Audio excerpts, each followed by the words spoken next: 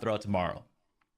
Yeah, they are, I would say almost without a doubt, the favorites to win. But as we're waiting for the picks and bans, we're going to be going pretty soon into this first match. I just got to point out, so Team Last Second, last time around, they were there were a few I guess stragglers that were not playing on the Tekka team that particular week, along with some other players that were not on any particular team. They just wanted to play in the tournament. This time around, though, I know it's not one of our current matches, but I just want to everybody to look forward to this because they are, it is a bunch of all-star names. So they've got Gasman, they've got Blue Jay, Evictus, Be Their Shield, Exponent, Tazim, who I haven't seen for I don't even know how many weeks it's been, but I'm super excited to see the return to Zim, Fusion Blackie, and Mr. Big Large. So that is some of the players from IQ, some of the players that were on last second before, some of the players that were on I think some of the players are on Skill Issue. I don't know. It's just, again, it's another all-star team. So that might be our best chance to see who can take them down. But like I said, first it's going to be, of course, Iron-Blooded Orangutans. They are a team that has been on or in these tournaments for the past 2 or 3 events, and they just haven't been able to be on broadcast. So I'm very excited to watch them play. One of the previous events, they actually had an unfortunate issue with their roster with one of their players. They had to play a 5v6 for their first match, and they did it. And then they kept playing. And then I think they actually had to drop down to a 4v6 in their next set of the tournament. But hey, they played through it. That shows, I think, a lot of great competitive spirit and sportsmanship, TBH. Yeah, I mean, overall for me, it's just kind of evoking the image of maybe like a Beast Wars-esque Gundam, with iron-blooded orangutans and something that's always kind of intrigued me. So I'm excited to at least cast their matches. It's going to lend itself to some good fun wordplay at the very least. But I mean, they have their work cut out for them. Like you said, there is only one real roster, though, that we're looking forward to, unless we get some big surprises. I mean, we do typically get to see the kind of level up effect that these events do have as the weeks go on, as the teams get more experience, they get better and better. And it's typically not as easy for the teams that are absolutely just kind of dominating. But Mafty, I mean, with a 3-0 victory in the last grand finals and in the manner that they did it, is going to make it difficult. But like you said, that one roster looks absolutely stunning too. Yeah, the other thing too is that we do have so many roster switches over the course of every single tournament. I would say about 50% of the teams are almost completely different every single time. But Team Mafty, ever since the the official Gundam Evolution tournament, the $20,000 tournament, they have had essentially the same roster. They haven't really lost too many people. They've only added people on and then had them play in to get more experience in these tournaments. So they've really kept consistent with their team on top of everything else, which is just okay, you got everything going for you. But we are now going to get into the picks and bans here, the first of the day. And it looks like the first ban from Team Mafty is going to be Quarry. Ooh, okay. So Quarry taking out of the pool. I'm kind of surprised about that one, especially with how largely it's been picked up. And then the next ban coming in, that's going to be Harbor City. So the 2 maps that we talked about during the stats page, one of the more popular ones so far of this year, already banned out. And our first map coming in from Team Mafty is going to be Thermal Plant. And that's a kind of scary proposition for IBO. Oh, double domination. Thermal Plant into Mountain R&D Lab. This is a lot of confidence from both teams and Colony Trading Post. So I think the 3 banned out maps that we were seeing right now are the 3 most picked from the previous event in particular. Oh, wait, looks like we might. No, that is the correct one. The 3 most picked are now gone. Flak Fort banned out as well, which of course I want to see it. But Underground Command Center as the decider, but we'll see if we can get to that. Like you said, this could be very tough for Team IBO against Mafty because they have been so good at just each little individual skirmish fight on all of the domination missions that we've seen. Yeah, when it comes to just 6v6 team fight kind of coordination, Mafty has some of the best kinds of team coordination when it comes down to it. Their G maneuver discipline is absolutely fantastic. Typically, they don't overuse, and they know how to chain these G maneuvers together for team fight after team fight after team fight to make sure that they can absolutely secure the victory. So 2 domination maps, but IBO actually picking the second one. That's the big surprise, especially after seeing that first round pick coming out from Team Mafty.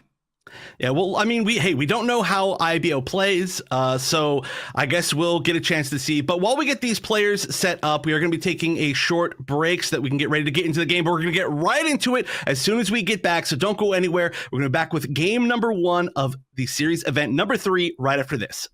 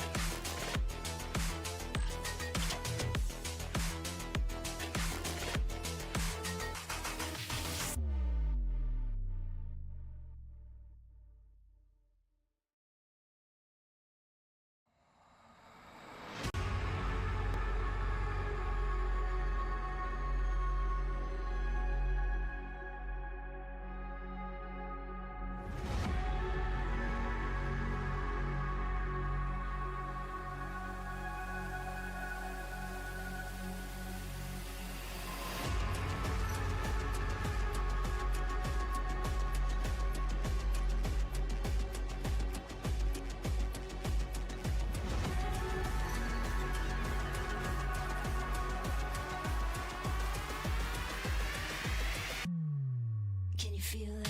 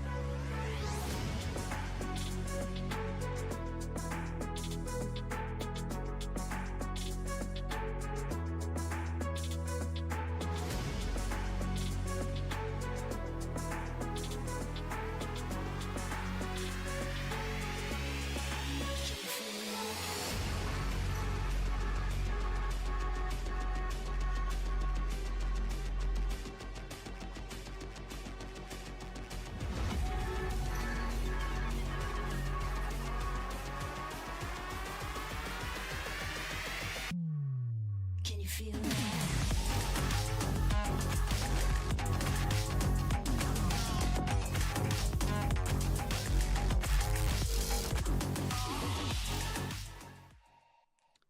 And game number 1 of Mafty versus Iron-Blooded Orangutans will be taking us to Thermal Plant, starting off with domination. And one of the biggest things I'm already seeing that I wanted to mention, Season 3. Take it away. Yeah, we've got the double Hyperion coming in from either side. So these guys swiping immediately to get that one on in. And I'm really excited about this, especially with the kind of lack of tanks in the current meta right now, or excuse me, in the current roster pool. So no Sazabi's coming up from either side as we load on up. It's going to be an ace side. First pick, 9 of blows on the, on that Pale Rider for now. But you can see that shield is up from either Hyperion, but it's going to be Mafty on point first. They are already taking a great spot. Carl Sagan on the melee, or sorry, this is the range Zaku. I'm so used to saying melee, which just does so much damage and did get that little bit of a buff. And right now you can see just melting the competition. Gonna get 3 downs at least. And that is going to be for sure a strong take on A initially for Mafty. Yeah, I've been loving seeing the Zaku range kind of coming out from Mafty, and honestly, they're one of the few teams that were actually running that in the past few events so far on this map in particular. It's absolutely strong. The quarters that you're able to play around with that Zaku 2 range, Mafty already pushing them all the way towards their spawn right now as they have full, complete control. Only have about halfway in progress over that first point, but Casino ends up finding another pick as someone's trying to bum rush the point. 4 members are there, so it might actually swap on over there for them, but no, it's actually going to be a route over towards the B side to cut off the rotations going over towards C. Yeah, that's really interesting to see. They didn't actually just preemptively set themselves up at C. They are holding the middle ground, and the fights on B can be very hectic. There's also just so many routes that they can just be cycling around. So it does look like Arrow will be taking out the Hyperion on the other side. We have yet to see the full effect, I think, of those shields. I'm really excited to see them soon, but here we go. Arrow just picking off some shots here. Nobody's really at C yet. This is a very strange fight. Yeah, the point isn't going to unlock for another 15 seconds, so this is fine, especially with how Carl Sagan has been absolutely dominant on this Zaku 2 range. He's got the Heat Hawk Axe Slash ready here as he's been stunned up by that. Exia has to back away, but he's drawing attention away. His team has fallen back, and they will go ahead and capture A as Team IBL are just struggling to find any kind of foothold here. This is tough. They are being held right now. Oh my, that was huge, huge, huge, huge. Carl Sagan really just ripping up this entire team. I mean, of course, everybody playing their roles very well, but that's almost nearly a full team wipe. They are completely being held at their spawn. I don't even know if there's going to be a chance for anybody on the team of IBO to get onto C at this point. Yeah, and at this point, I feel like if you're 9 blows on the IBO side, you just can't play the Zaku 2 ranged anymore. There's no more space for you to really move around. If they're pushing you all the way up to spawn, they know exactly where you are. And when there's a man like Focus on the field, well, he's going to be able to deal with you as well. Once again, pushing up, they do finally take a loss here as they end up losing out on Enders on that Hyperion Gundam. But Carl Sagan is still on the front lines as the Zaku 2 range and just pushing them completely back. That's going to be another clear. Now, as we go over to point A, it's all going to come down to one last fight. Oh, but this fight isn't even happening on the point currently. It's happening way in front of it. This space control, honestly, is so good on the side of Mafty. And despite the fact that they're doing so well here, they are actually holding such a great forward movement. But here we go. The Screaming Nimbus is going to start off this first counter push. And we're going to see 2. Oh, everybody going down the Hades as well. Arrow taking out 3 different suits. Arrow plus that Screaming Nimbus was enough to basically full team wipe. Only 1 left. The spot will unlock, and this will for sure be just a few seconds, I think, until this is over. Yeah, and they need to run straight to the point. They need to get a body there before we hit that 100%. But Focus, he's got that Ashmar punch ready and willing to go, but no one's going to even get close to it. That's going to be Team Mafty taking the first round. Oof, that was what we expected from Mafty. And once again, I will feel like I should remind everybody that despite how strong of despite how one-sided of a match that looked like, that is not to say that the other team is bad. That is just how Mafty has looked against every single team so far in every single bracket that they've played against. And now, of course, they're even stronger. And you can see the damage being led by Focus with that increased damage buff on the Ashmar Flame Grenade is a strange choice to me, a strange buff overall, but I think we're going to be seeing the Ashmars lead the damage pretty much all day today. Yeah, but again, not to be outdone, Casino, the man of the Dom Trooper, just dominance there. Once again, 14,000, so just 1.5k off. And we know how well Casino can dish out the damage when he's on that Dom. I really do like the utilization of course, the newest unit so far here in Gundam Evolution with that Hyperion. Quick swap-offs, coming out from our squads onto that unit. I was surprised when we said we're going to go ahead and allow it for this event, but I'm really glad that we did. Me too. I'm very excited to see just how the strong teams play with it, and it's for sure going to be huge here. It's very similar, I think, in like kind of the spacing that you want as Unicorn, which we are seeing as well, of course. Just when you get these giant death ball pushes, it just adds to it. But it looks like Mafty already has the high ground here, already going to be taking out Winzilla and 9 blows. This is going to be a tough spot to come back from. However, Carlson finally going down, maybe for the first time in the game. Yeah, he does go down, but it's against one of the worst counters, really, for the Zaku 2 range, which is going to be the Dom Trooper. He's able to do the splash damage. He's able to go ahead and also focus you down with his right click when you're even in the smoke. So it's very difficult to try and disengage from him. But you can see as point B unlocks, it is going to be Enders on the point for his squad. You can go ahead and back away for now. Never mind. Casino on the retreat is able to just kite away from that Exia. Finds one more. So even though they are taking some losses on the Mafty side, they have regrouped from themselves. Casino finding one more and forcing Fear to go ahead and take himself out. But the high ground is too tough to fight here. I almost... just based on the way that we've seen all these fights go, I almost want to see IBO go to just the other side, even with like 25 seconds left. Just preemptively get in position, because Mafty, as usual, so good at getting in a high position, and they're just not able to ever fight back. And it's going to be another 3 suits down. Even Profi on the gym, which is a very exciting pick for me to see, has been doing a lot of work. I was actually just talking to somebody about how I don't think Jim is used very often in competitive. I've been proven wrong. I mean, I feel like we haven't seen Jim since our first event way back, and it's for good reason, right? There's just so much utility on other units so far, but I do like the area that he can deny with just his basic abilities for now. But you can see now as the rotations are being made on over for A, and that's exactly what I'm talking about. The thermite grenade coming in finds 2 for Profi, and yeah, was not something that we were talking about. He was running in the first round as well, and he was a large contributor to their victory in there. And now look at that, he's got his G maneuver ready. Well, almost all the members of Mafty have their G maneuvers ready. And this is going to be a bit of a regroup, I think, on... oh, no, look at Team IBO. They've got the regroup. They're pushing in. It feels like maybe they're missing one person there, but this is... immediately the Carl Sagan damage with the bomb and the double counter G maneuver to try to shut things down before they even start. And this is, again, almost nearly a full team wipe. Yeah, here's the thing, right? Even though they ended up using 3 of their G maneuvers, you have to remember that for Zaku 2 range, his G maneuver is basically just another ability. You get it back so fast. Take a look at that. After using it, he's already at 36%. And so, in the grand scheme of things, really only utilized 2 G maneuvers there. Now for IBO, never mind. They end up losing out on Exia. They have the Trans Am ready to try and push in. And now, the next point, it's going to be B once again. And they do have, this time around... Man, things are not going well for them. I was just about to talk about the G maneuver coming out for the gun tank, which is another thing that we didn't get to really talk about here.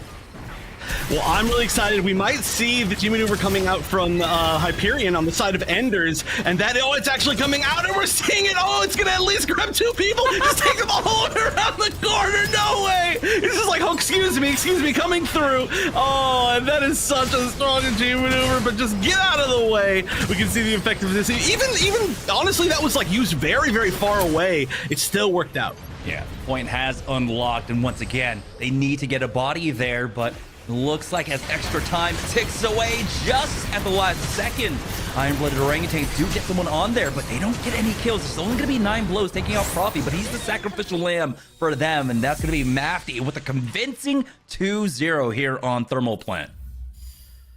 Again, I don't want to underrate any teams or expect that any teams are out of it, but just by the pure skill of Mafty, this is a little bit, I think, what we expected.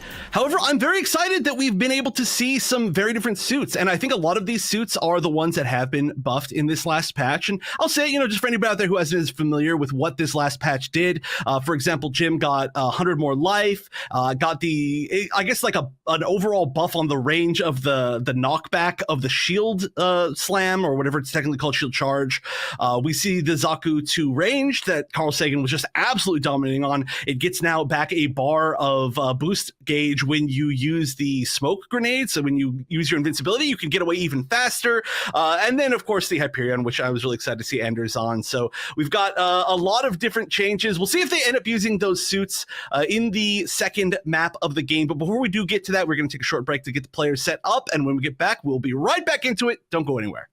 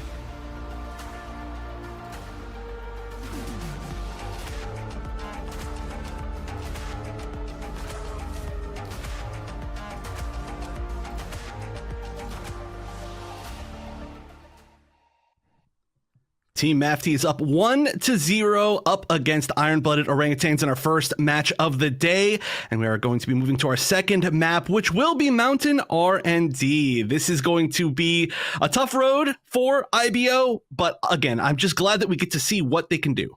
Yeah, and not surprisingly, of course, Carl Sagan's going to be swapping off onto Turn A Gundam, largely the same composition that we had in the last round here. But we do have 9 blows, almost matching in kind. Never mind, swapping over to the Ashamars. So we're not going to have a Turn A. And this is one of those maps where Turn A's G maneuver gets so much value on any points because of how it kind of deals with the ground. It can absolutely, especially on B, like when you see the B just flying over it, it can be disgusting. But here we go. We are going to see, of course, the newly buffed higher fire damage Ashamar that already does so well on this map continue to do well, but immediately they're getting the double pick as Fear 101 goes down, Roberito goes down, Bonzilla goes down. That is 5 out of 6, and 9 blows the last one up. Manages to get a pick before going down themselves. So, hey, you know what? Not a full 6 for 0, but a dominant position again for Mafty. And for Mafty, I love this composition, especially when we know how strong the high ground is, in particular for A and C sites, because basically they're mirrored. And so you have so much control with Profi on the gym, along with focus, of course, on that Ashmar. And playing off these choke points, even though there's 3 ways of entry basically onto the sites, you have full control over Carl Sagan and Enders. We're going to go ahead and combine to go ahead and take out 9 blows, and that's not who you want going down. Your Ashmar needs to be the one that creates space for your squad. Oh, just trying to fight in the backline, but Bunzel finally going down. That can be a little bit of a cheeky spot, but I want to mention Enders on the Hyperion is such a cool pick. Enders more classically a left clicker, I would say, you know, using a lot of these like hit scan, like Pale Rider, for example, type units. But the fact that there's a tank that now has a gun that shoots in that fashion is super cool. I think we're going to see a lot of players playing more of a tank-ish role I guess when we don't usually see them play that, which I think exactly what we are seeing.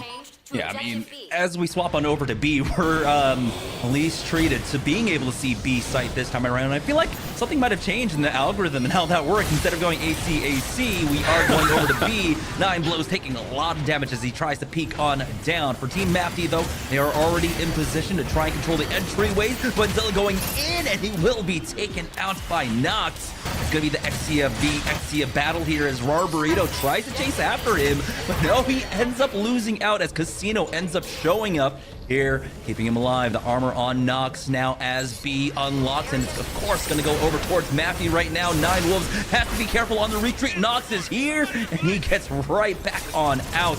They only end up losing out on 1, and that's Casino falling, but they have so many G maneuvers on the line that they can effectively fight 5v6.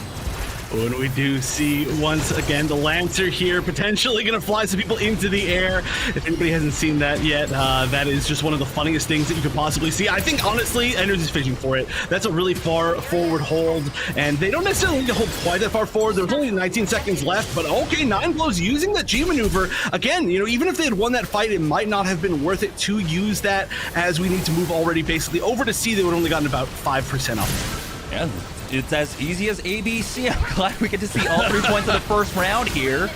They do end up pushing up once again, but this duo of tank and kind of off tank with Profi on that gym sniper have been absolutely great to see. Enders, whenever his shield cooldown is down, Profi ends up swapping out with him, taking the front line with that giant gym shield. We do have the gym versus gym battle here, both missing the shield bash, but you know what? Enders is here to try and help him out. Grey Wolf's taking a lot of damage as well. There's the gym ultimate going down, and now Casino charges forward. The screaming Nimbus, the punch, everything being utilized here by Team Mafty. Now Carl Sagan will be able to finish things off with that Moonlight Butterfly as well, but I don't even know if they need it. I think that was actually 3 kills in 1 single hit from the side of Nox to close that out. Of course, they even had extra G maneuvers just on top of that. But wow, that is, I mean, this is a great map for Exia. It always has been. Back when we saw Exia on every single team, this was, again, a map that was just particularly good for it. There's all these mid-range, I guess you could say, lanes that make you suits like Ashamar and Dom so strong, and any unit that has verticality. Same thing, I would say, for Exia in a different way, in a very, very different way, but that was just disgusting how that ended. You can see the damage once again, and I just don't understand how Casino hits so many shots, man. It's just unbelievable. Yeah, I mean, we talked about the kind of experience that a lot of these players bring in, and in particular, we always talk about it. If you're coming from Quake or that kind of realm, the arena shooters, Dom is your guy, and Casino has shown extremely why. You know, being able to rocket, being able to have the hit scan as well, being able to play both projectile and hit scan is a skill that is extremely hard to refine, but he has been able to basically outclass most of the Doms or Dom players across our last few events. Also one of the only players to really commit to Dom and basically only play Dom throughout these tournaments. Like a lot of times it's a flex player like Nox, for example, who's on their team as well. But already we see the high ground, and rushing that high ground is so important. You can see just how tough it is to fight against that, and already with that AoE damage and with that Casino too up there, this is tough. Yeah, it's that double burn again. You can go ahead and pre-fire that one out, and now Profi, his shield's better. It might not be bigger, but it's definitely better. Prompting a change, actually. Fear 101, or 101st, actually, going on over to Zabi, and that's kind of surprising. You know, they were running double tanks, basically, or were considering it, but Grey Wolves now swapping off onto the turn A Gundam. We'll see if maybe the Pierce damage can help deal with the Gym Sniper. Or excuse me, the Gym. I don't mean, hopefully it will, or hopefully at least they'll be able to get that G maneuver. That could definitely deal with how tanky this comp can be. But whoa, actually just fighting from the form, from the transformed form. You very rarely see that, but great aim. Focus, of course, another one of those players that is really committed to their suits. And hey, we can see another flying Ashimar. Ashimar to Ashimar. Nice the grappling grenade. dogfight's midair, not really going to take place quite yet. Nine Blows does have to back away to heal up, but Nox ends up taking out his counterpart once again. Right now, iron-blooded orangutans are finding it difficult just to get onto the point. It is going to be C, and so swapping on over there, and just, excuse me, A, so we're going to be swapping on over from side to side. Mirror matchup basically at this point. Profi ends up taking out Death God, and Nox will clean that one up. Profi has not gotten out of their faces quite yet, but you gotta know that you cannot go for that overhead throw, and your gym is in the way. Oh, that was so funny. It was just an inch away, and then just shield slam. Get back there. No, get away from me. I don't want you to grab me. Yeah, I think you've got enough of the B point, right? You were so surprised to see it in the first game. It's like, no, we're probably never going to go back there again for the rest of the tournament. You know, we've seen enough. It's the daily limit. Yeah, now they are going to try and push on to point A, but they've already lost out on 3. Nox picking that up along with Enders, and they'll only be able to get 83% here, of course, so we will get to be able to see the entire map once again as we go over to B here. Oh, Nox in the duels in the back. He does have the backup of the rest of his squad. It'll be good, as now it's going to be a full regroup from IBO. They're already kind of hinting at trying to go for the early rotate and try to cut people off. Enders, though, you got to be careful. He does have Death God behind him, but it looks like he will be able to pick up one. Profi finally going down, but he's traded away.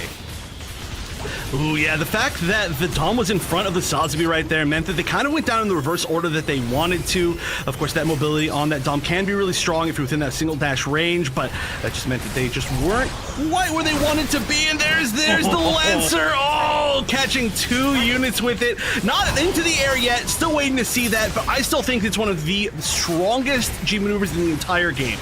Yeah, it's kind of ridiculous, especially when you have a Dom on it, right? So basically having a double Screaming Nimbus, it doesn't provide the same kind of utility that a Screaming Nimbus does, but, you know, double charge forward for a team to try and engage upon. It's an extremely strong engage tool, as now we do have, it looks like Team Mafty setting up. You can see Casino has all the mines down as well. Profi, go get your boy! Go get your boy! No, it's all great here. They're working, though, right now on, of course, the 100%. Carl Sagan does have the butterfly, which is going to be so huge for this. Oh, that was the luckiest angle ever for that punch, just completely knocking focus out of the window. Definitely count your blessings there, but this is probably going to be tough to punch. Returning the other way. Look here's how a punch should hit. And they're fighting for the extra time. Only a few people left. The Screaming Nimbus is a chance. Yeah, there's a chance, but no. It's more of like a Dumb and Dumber. So there's a chance, right? That's what you're saying. Team Mafty will take a convincing 2-0, not only on this map, but in this set. And for Iron-Blooded Orangutans, they will be sent down to the lower bracket. Well fought. Again, I know it's so hard to say it. Oh, Enders with that MVP. I really want to talk about that in a minute. But it is very well fought by IBO. Again, this is just such a powerhouse team. They have absorbed a bunch of other great players from other powerhouse teams. They are the ones to beat. But IBO, despite the fact that I would say the first map was really, really tough, they did have a lot of fighting chances. They got a lot more like picks, a lot more not exactly one team fights, but spots that made them have to reconsider their spacing.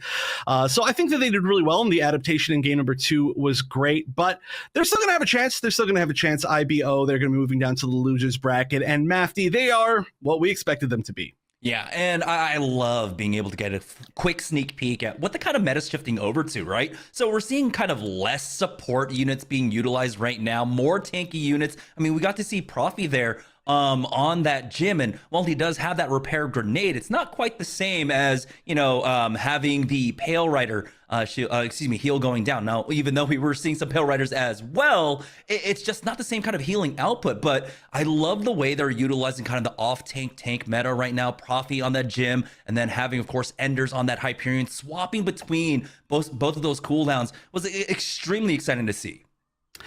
I love the double fire meta right now that we're seeing out of Mafty, at least. And again, I don't know if it's just something they're trying. I don't want to say that it's like what the meta is shifting to. I just mean like what their comp is. Of course, they increased the damage by quite a bit of the Ashmar flame grenade. So if you combine that with another flame grenade from the gym, it's like you're just if you stand in that spot, you are just dead. You are actually literally just going to die. In fact, it might even be enough to not only kill you, but destroy your downed suit, which is incredible. But it's been working really well, especially the fact that they've been on 2 small maps where there are a lot of choke points. They threw the double flames down, multiple times to the bottom of the ramp, and the entire team had to back up. They had to split up, and then from there it was just getting picks after picks. And I think again, it's so cool that we get to do this right after the patch, right? We're like 2 days from season 3 starting. We've already seen Hyperion. We've already seen like 4 of the suits that have had changes. Basically everybody but Marsai, but I'm personally enjoying this even just from one match. Yeah, and as a support player who's played support in these team-based shooters for a really long time, it's kind of sad to see, them falling a little bit out of favor. Something like Methus and of course the Unicorn not being utilized in a very kind of deathball-y composition like that, but you can completely see why Team Mafty felt more than comfortable. It looked like their healing output was great with the armor gun coming out from Dom, with the heal that you get from the Pale Rider, with the repair grenade from Jim as well. There are a lot of ways you can mitigate the damage, and so it does seem like you don't kind of need the Unicorn anymore or the Methus, but it's early goings. It's the early stages. This is only the first match that we're seeing in the day. Oh yeah, I can pretty much guarantee that none of these teams are for sure set on what they feel of the meta. I mean, it's only been a couple days, so everybody's still exploring things. And I like the fact that we did see, of course, again, a ton of different suits that even we didn't see before this. Like we saw the gym a lot, we saw the gun tank as well, we saw the Zakutu range, which of course we've seen a decent amount of, but we saw a lot more of it from Carl Sagan. And I'm going to go on to a little short myself tirade here, because I learned that me and Carl Sagan are both Toto 1010 fans. We both got the Toto 1010 cup, so it's cool that we are brethren within that. So I'm always going to be a Carl Sagan fan. I saw Toto was in the chat, so cheers. But I means I have to cheer for Carl Sagan every single time now.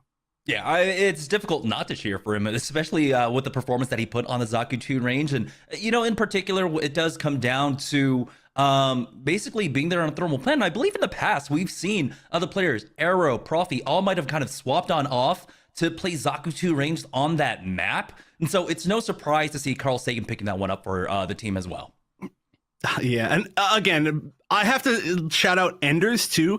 It's so cool. It's so cool. I know I'm going to repeat exactly what I said, but I'm so excited to see this throughout the rest of, I don't know, just the coming days, right? Not only just this tournament, but the fact that we had a strong tank that was a shotgun tank, right, within Sazabi, meant that it took a particular type of player to kind of play that style. You have to be really, really up close and be comfortable with that type of shooting. But now that we have just a kind of like a left click, like machine gun type tank, it's so cool that we can see somebody like Enders kind of shift to that role, the sort of like half tank, half support role, but also while just completely melting people with left click. And I think we're going to see it from a few different other people, but we are now, of course, going to go to a break as we set up the second match of the day. I'm just so excited to see what we're going to see. If you want to see it, then you don't go anywhere, because we're back with game number 2, set number 2, right after this.